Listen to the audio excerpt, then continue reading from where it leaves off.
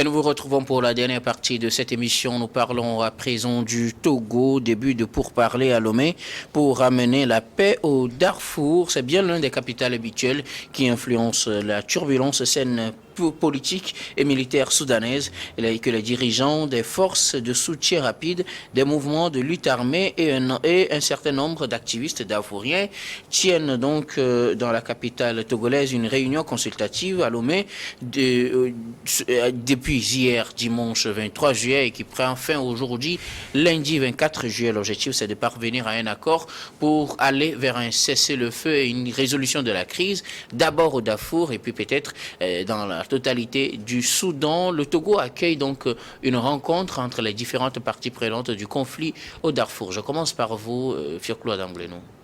Oui, je pense que ça fait environ 3 ou 4 mois. Le 15 avril, la guerre a commencé à Khartoum entre les paramilitaires et la force régulière. Ces deux entités sont dirigées par des généraux. Et nous savons qu'il y a eu des médiations saoudiennes et des Nations Unies qui ne portent toujours pas fruit. Oui.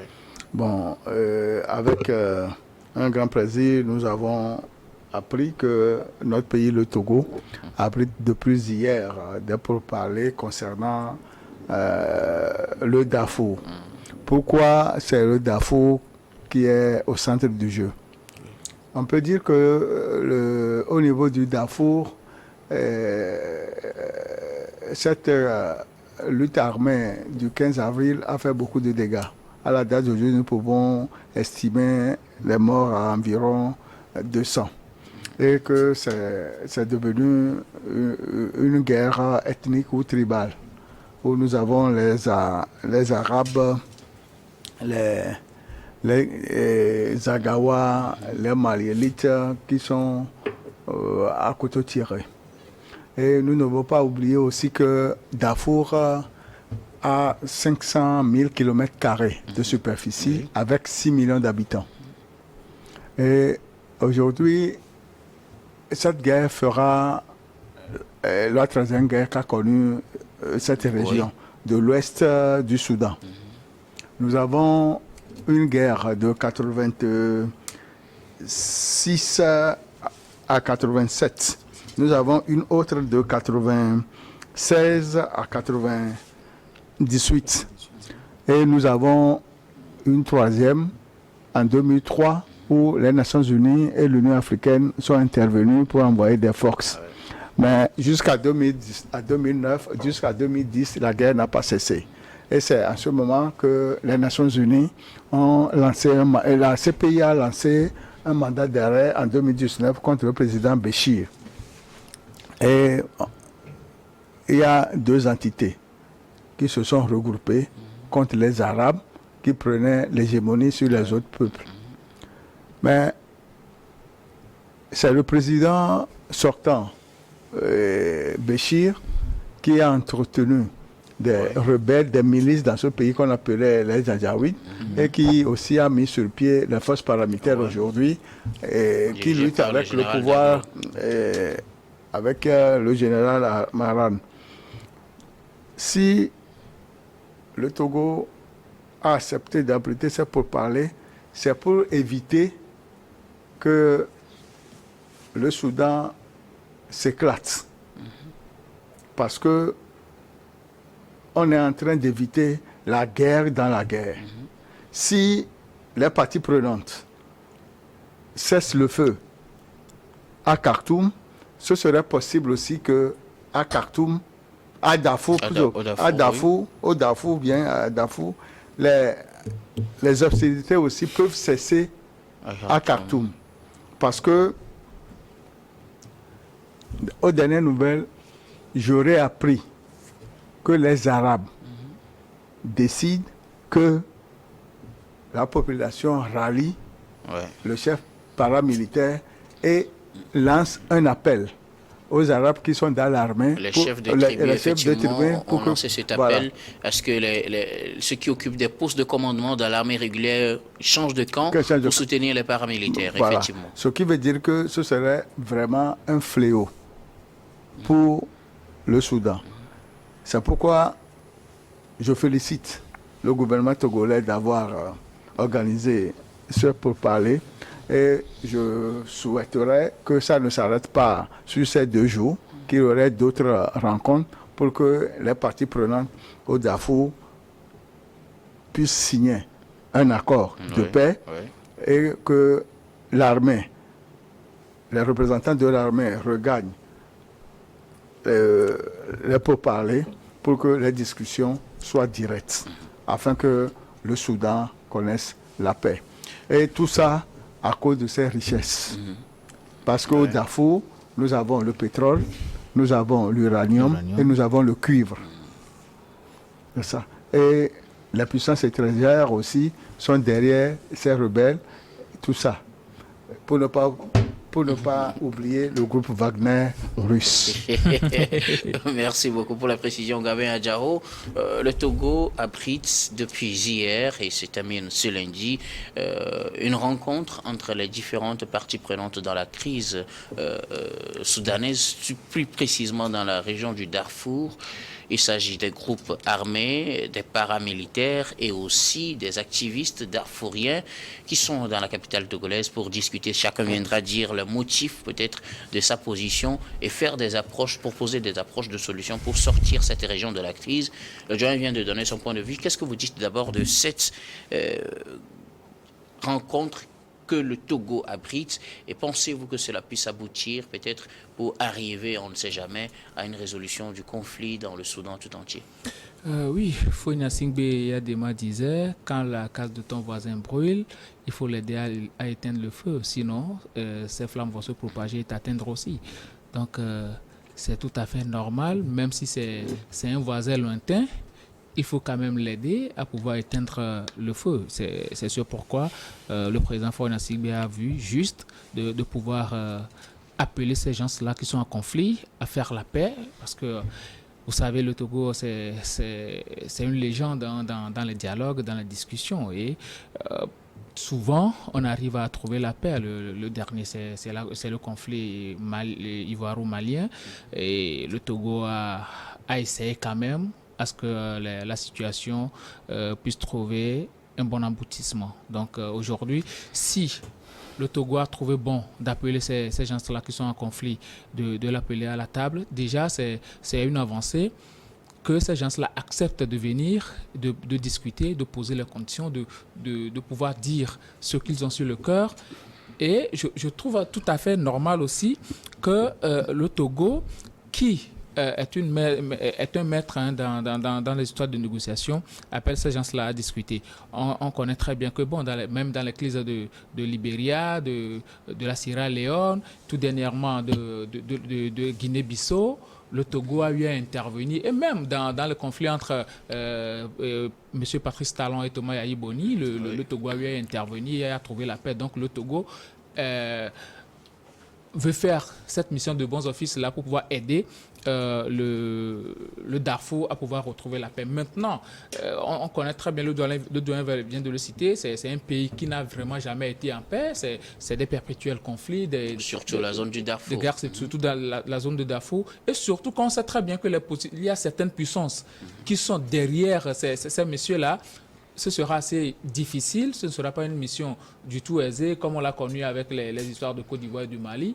C'est assez difficile d'arriver à convaincre ces gens-là qui ont des armes, chacun a des armes, et surtout d'arriver à les convaincre de pouvoir déposer les armes, surtout que les deux parties se sont enlisées, chacun est sur sa garde, ils ne veulent pas baisser leur garde, chacun se tient sur sa position. Quand tu prends Memeti, quand tu prends Al-Fatah, ces messieurs-là, ce sont des têtes dures. Et on va voir jusqu'où pourra mener la négociation togolaise. Mais c'est assez difficile quand on sait que, bon, peut-être l'Arabie Saoudite et puis, bon, les Nations Unies et autres, bon, peut-être que ces deux pays, ces deux parties voyaient en ces négociateurs des gens qui soutenaient le conflit. Peut-être que le Togo, qui n'est ni de loin ni de près mêlé à ce conflit-là, pourra mener à bien cette discussion et amener la paix au Darfour. Mais ce ne sera pas du tout aisé quand on connaît très bien la position des deux parties qui sont en conflit. Louis Kamako, le Togo abrite, je le disais depuis hier, une rencontre entre ces trois partis, groupes armés, activistes du Darfour et paramilitaires dans le Darfour pour discuter justement de la situation actuelle dans le Darfour, cette zone soudanaise qui est en conflit et qui connaît des atrocités parce que la zone est habituée à ce genre de conflit depuis un moment. Oui, mais je crois que comme les uns les autres l'ont dit, Darfour, pourquoi Darfour? Pourquoi les acteurs de Darfour? Parce que la diplomatie togolaise pense que s'il arrive à pacifier le Darfour, il y aura une solution négociée au Soudan. Donc en réalité, il ne s'agit pas de mettre fin définitivement à la guerre ou bien à la crise soudanaise, parce que vous l'avez dit, c'est une crise complexe et compliquée. Et donc, et s'il arrive que le Togo parvienne justement à réaliser ces trois-là, que je qualifie de gazelle, ce sera un coup de maître, un coup d'essai, un coup de maître. Maintenant, c'est vrai, les discussions ont démarré depuis hier jusque-là. Et avant d'entrer en studio, on n'a pas encore eu les conclusions des travaux, les conclusions que nous attendons d'abord impatiemment. Mais je suis juste tenté de dire combien de fois le Togo est courageux dans ce genre d'exercice, parce que le diplomate togolais même l'a dit que géographiquement, le Togo est très loin de ce conflit, mais compte tenu de ses expériences en médiation, il pense qu'il a un poids, il a quelque chose à faire voilà, dans cette crise-là. Et donc c'est pour cela que s'il le réussit, c'est un bon coup, et on va se dire, parce qu'il y a beaucoup de médiateurs, il y a d'autres États également qui travaillent sur le dossier. Et si le Togo se porte volontiers justement pour apporter sa contribution, c'est justement parce qu'il a déjà fait ses expériences ailleurs.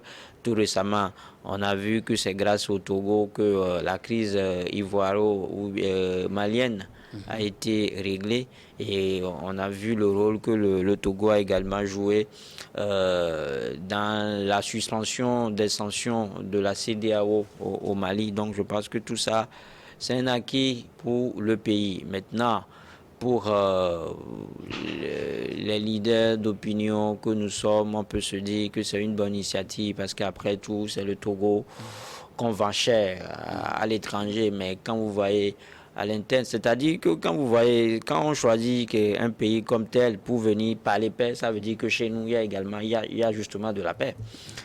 Il y a la paix, donc c'est ce qui se dit. Mais je suis juste un peu peiné que quand dans cet état-là, on a des problèmes en réalité. Tout à l'heure, on parlait du terrorisme et tout. On a vu que le mal n'est pas derrière nous.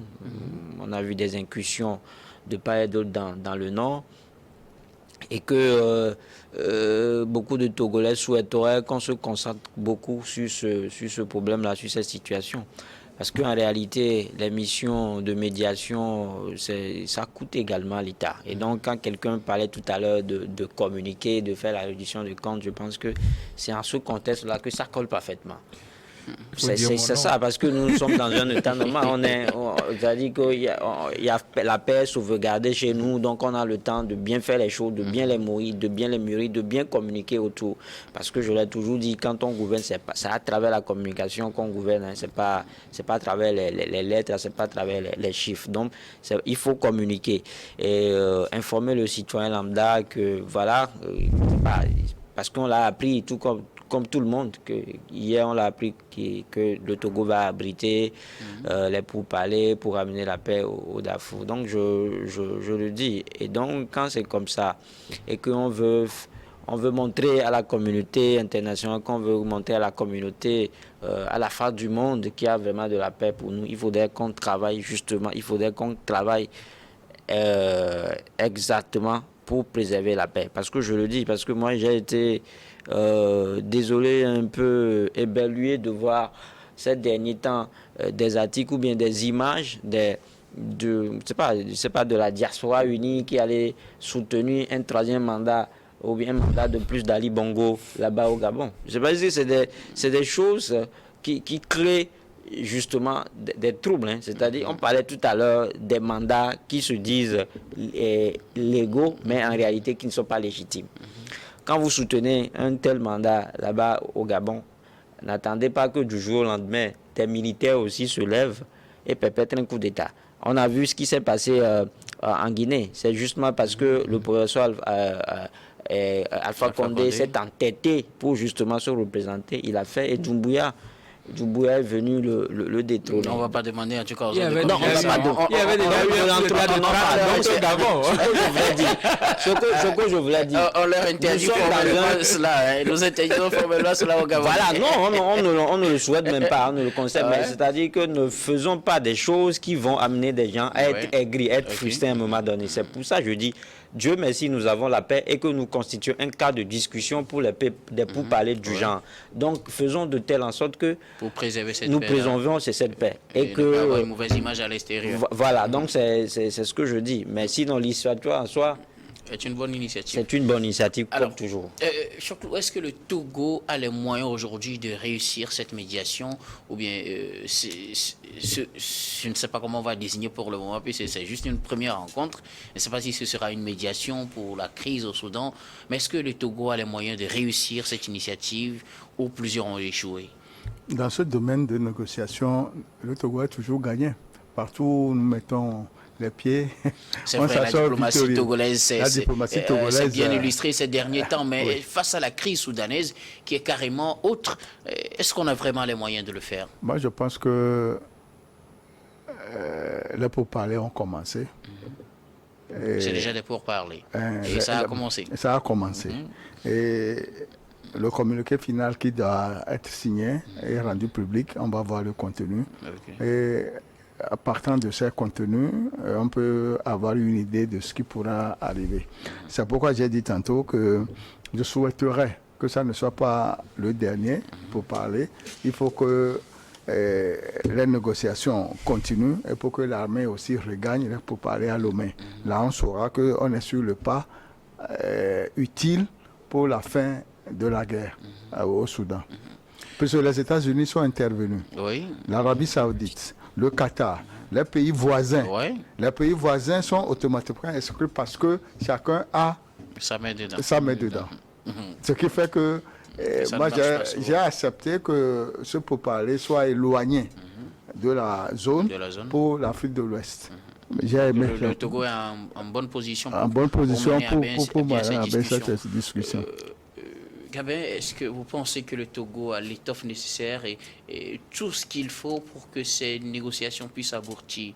Parce que pour le moment, on n'a pris qu'une zone, on n'a pris que le Darfour pour commencer là-bas. Est-ce que ça pourra réussir au Darfour et est-ce qu'on pourra généraliser le modèle sur tout le Soudan, peut-être espérer une implication de l'armée et arriver peut-être à une résolution de la crise? C'est tout le mal qu'on peut souhaiter, hein, puisque la paix entre les individus, c'est très important pour pouvoir penser à l'évolution d'une nation. Moi, je suis confiant sur la négociation togolaise qu'on peut arriver à trouver la paix. Je me souviens très bien d'une photo du président Yadema dans une pirogue allant chercher la paix au Tchad. Ça montre que le Togo est un chercheur de paix, ce pays-là qui fait toujours la paix entre les États. Moi, je suis confiant parce que déjà que les pays limitrophes du Darfour, du Soudan sont déjà évincés de cette discussion-là. Même les pays qui coopèrent avec le Soudan, à savoir l'Arabie Saoudite, les États-Unis et autres, ne sont pas parvenus à faire la paix entre les rivaux de ce pays. Je pense que le Togo, le président l'avait dit lors de son interview accordée à New York notamment, que le Togo attire la sympathie de tout le monde. Ouais. Le Togo est aimé par tout le monde parce que nous sommes peut-être un petit pays dans sa superficie, mais quand même un grand pays quand il s'agit des négociations et surtout concernant la démocratie. Je pense que la diplomatie togolaise aujourd'hui est très bien ancrée. Une diplomatie conduite de maître par le professeur Robert Doucet. Donc pour moi, le Togo a déjà bien calculé cette situation-là. Le Togo sait là où il va poser ses pieds. Et si aujourd'hui, au moins une partie des parties en crise accepte de venir faire la discussion, ça veut dire que le Togo a déjà fait un grand pas vers la réussite de ces négociations-là. Maintenant, il faut arriver à faire en sorte que ces rivaux-là se sentent en confiance pour pouvoir lâcher prise parce qu'il faut faire des concessions. Oui. Maintenant, quelles sont les concessions que chacune des parties va devoir faire pour pouvoir amener la paix au Darfour. C'est ce qu'il faut faire maintenant. Si le Togo réussit la mission Darfour, je suis sûr que ça va s'étendre sur le reste du Soudan et ils vont forcément faire la paix. Et pourquoi pas, bon, une paix durable, pas des paix, une semblant de paix intermittente et tout. Non. Il va falloir chercher une paix durable et ça profite au Soudan. Le Togo, bon, on va chercher de discuter avec les parties en conflit, essayer de les amener à faire la paix, mais le pays, ou bien ceux à qui ça profite premièrement, c'est le Soudan. Donc, ils ont intérêt à s'entendre et pouvoir lâcher du lest pour pouvoir faire la paix et aider à l'intérêt du Soudan et des Soudanais. C'est le plus important. Sinon, le Togo, lui, n'a rien à perdre. Si tu tentes de réunir deux personnes qui sont en conflit et que, bon, eux-mêmes ne veulent pas s'entendre, ben, quand même, toi, tu auras essayé. C'est à eux maintenant d'arriver à faire des concessions. Sinon, c'est une très bonne initiative de la part du président de la République maintenant, quand lui parlait de la gestion interne. Ça, c'est autre chose, c'est entre nous, on va en parler après, mais cherchons la paix avec les étrangers, pour nos étrangers d'abord. Oui, chez Claude Angbounou, est-ce qu'on a le dispositif nécessaire? Moi, je pense que le secret qui a entouré les négociations jusqu'à l'annonce d'hier est une bonne stratégie et ça peut permettre une issue heureuse. Parce que les tractations ont été menées en secret jusqu'à l'aboutissement de ces pourparlers. Et quand on veut faire quelque chose de potable, il faut effectivement que ça soit dans le secret. Et c'est dans l'ADN du Togo. Ok. On le fait dans le secret. On espère que la réussite va le porter au grand jour, Louis. Est-ce qu'on a les moyens nécessaires pour amener les parties prenantes à cette crise-là à s'entendre et à aller vers la résolution effective de cette crise au Soudan? Oui, mais loin de moi l'idée d'être patriotique, mais c'est-à-dire que les moyens, on en a déjà, on a commencé par les déployer, parce que le travail, le lourd travail même a déjà été fait en amont. Et c'est pas, si vous voyez, que, comme Joël l'a dit, si l'ouverture a été faite hier, ça ne veut pas dire que c'est seulement hier que le Togo a commencé par travailler sur ce dossier. Ouais. Pour ces genres de crise, pour le Togo d'ailleurs, qui se connaît en matière de médiation, qui réussit parfaitement ces genres d'exercices, je pense qu'il a déjà fait ce qu'il est à l'heure de faire en amont. Et donc, le pourparler ou bien la rencontre de Lomé, ne sera pour moi qu'une simple formalité. Parce qu'on l'a dit, il faut faire des conciliations, il faut des conciliabules, il faut rencontrer les protagonistes en coulisses, recueillir les avis, qu'est-ce que vous voulez faire, qu'est-ce qu'on peut faire pour vous pour que la paix revienne. Je crois que le travail a été déjà fait. Et donc, quand c'est comme ça, et j'ai dit tout à l'heure, pour la carte de médiation, le Togo en a tellement. Et donc, je trouve que si on prend les choses sous cet angle-là, il y a de l'espoir. On est tenté de dire que l'étincelle prendra, et la mayonnaise prendra certainement avec le Togo. Et maintenant, pour des Togolais que nous sommes, même si on n'est pas d'accord, on ne peut que souhaiter que ça aille, parce que ce serait peut-être un honneur pour nous d'être cités dans cette crise-là et qu'à l'issue, que c'est le Togo qui a pacifié le Soudan. Parce que cette guerre, on l'a dit, ça date, c'est la nuit des longs couteaux et qu'à un moment donné, il faut forcément que quelqu'un essaie d'éteindre. Et quand la solution vient de l'Afrique même, c'est encore plus encourageant. C'est encore plus encourageant, mais quand on voit ceux qui ont essayé et qui n'ont pas réussi, est-ce qu'il y a vraiment de l'espoir pour le Togo? Non, on a cité tout à l'heure les États-Unis, l'Arabie Saoudite et même l'Organisation nationale des Nations Unies. Donc, ça ne veut pas dire... Est-ce que ça plutôt ne met pas la pression sur une médiation au Togo? Est-ce qu'on n'est pas dans la tête perdant d'avance quand on sait que les grands ont essayé? Non, de toutes les manières, ce sera une continuité parce que le professeur, ou bien la diplomatie togolaise va justement essayer de voir ce que ces messieurs-là ont fait et qui n'a pas marché. Okay. Donc, on va peut-être changer de stratégie. Et puis, ce qu'il faut noter, c'est que cette discussion qui est ouverte à Lomé ne remet pas en cause ou bien ne suspend pas en réalité les cas de discussion, qui sont ouverts par les Nations Unies, par les États-Unis comme l'Arabie. Ça continue également. Oui, Ce sera un travail de complémentarité. Chacun essaiera de verser dans ce cadre-là les conclusions auxquelles il est parvenu. Donc, c'est un peu ça. Beaucoup de viande ne gâte pas la sauce.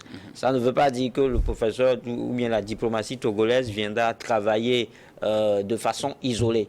Il y aura toujours une concertation entre les différents pays qui, justement, s'impliquent dans cette résolution-là. Gabin, un dernier mot? Oui, si le Togo a accepté aujourd'hui de faire la négociation, ou bien s'est proposé de faire la négociation entre ces deux parties qui sont en conflit, c'est parce que, bon, déjà, le Togo est un maître à la matière, parce que je suis sûr qu'ils ont déjà eu à discuter avec les États-Unis, même l'Arabie Saoudite, parce que le Togo a d'étroites collaborations avec ces pays-là. Et aussi, surtout, je pense que le Togo a déjà eu à étudier le terrain et c'est sur quoi se baser pour pouvoir ramener la paix dans ces pays-là. Même dans le conflit ivoiro-malien, les Nations Unies étaient intervenues, mais ils n'ont rien pu faire. Ils se sont encore rembarrés sur la négociation togolaise et c'est ça qui avait amené à libérer les 49 mercenaires, c'est selon. Donc pour moi, je suis sûr et j'ai espoir que le Togo va pouvoir amener la paix au Darfour. Et bon, cela va s'étendre sur tout le Soudan. C'est tout le mal qu'on peut souhaiter à ce pays-là. Merci en tout cas, c'est ce qu'on souhaite effectivement au Soudan et aux Soudanais. Merci à vous Fioklo Adangoulenou d'avoir répondu à notre invitation. Merci Louis Kamako. Merci également à vous Gabé Adjaro. Grand merci à vous très chers téléspectateurs de nous avoir suivis. C'est la fin de ce numéro de Regard Croisé. Je vous donne rendez-vous demain avec le même plaisir pour un autre numéro.